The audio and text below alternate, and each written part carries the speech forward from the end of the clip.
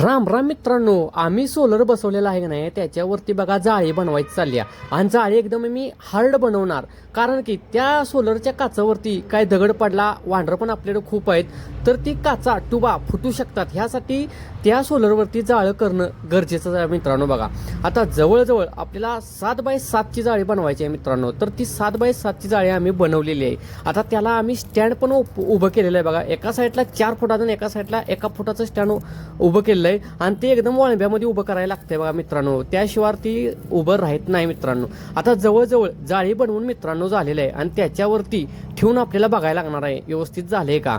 आणि मित्रांनो, जाळी बनवण्याचं कारण तुम्हाला मी सांगितलेलंच आहे.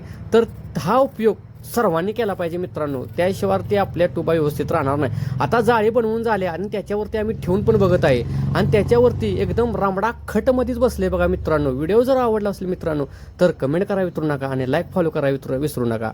धन्यवाद.